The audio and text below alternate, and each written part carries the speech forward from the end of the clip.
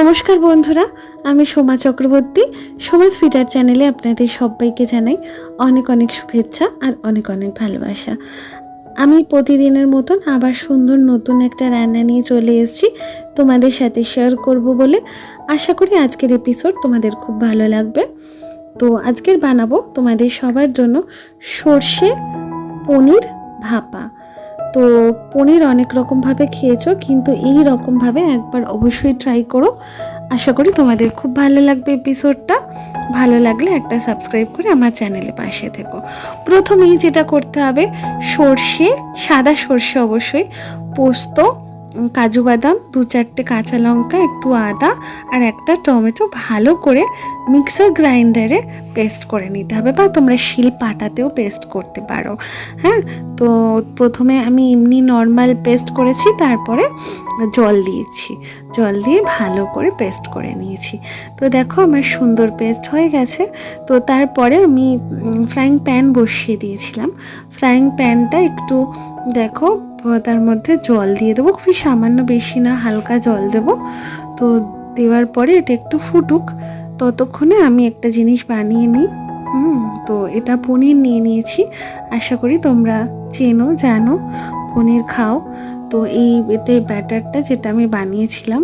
তো দেখো আমি এই প্রথমেই যেটা করতে হবে সেটা হচ্ছে, যেটার পাত্রের মধ্যে আমি বানাবো সেই পাত্রটা আমি পনিরগুলো প্রথমেই ঢেলে নিলাম। ঢেলে নেওয়ার একটাই উদ্দেশ্য, পনির খুব নরম হয়। আচ্ছা, তারপরে হলুদ, কাঁচা লঙ্কা মানে শুকনো লঙ্কা গুঁড়ো, নুন আর চিনিটা আমি দিয়ে দিলাম। তো এটা ঘাটা যাবে না। তারপরে আমি যে পেস্টটা বানিয়েছিলাম সেই পেস্টটা এর মধ্যে দিয়ে দিচ্ছি।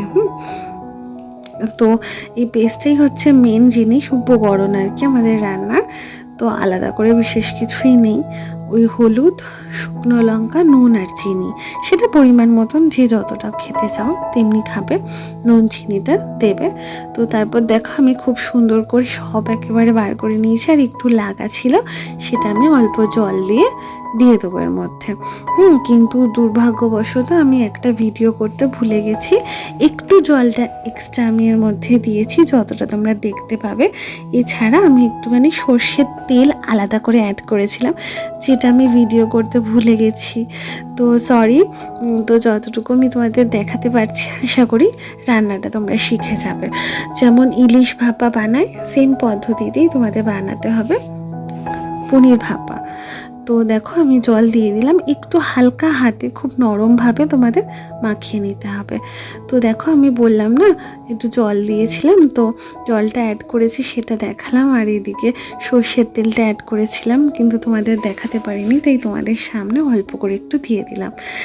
তো দেখো আর একটা কাঁচা লঙ্কা উপর থেকে দিয়ে দিয়েছি, আর এখানে গরমও হয়ে গেছে জলটা, ঢাকা বসিয়ে এটা পুরো বসিয়ে দিলাম ঢাকা। তো এটা মিনিট 15-20 জন্য রেখে দিতে হবে।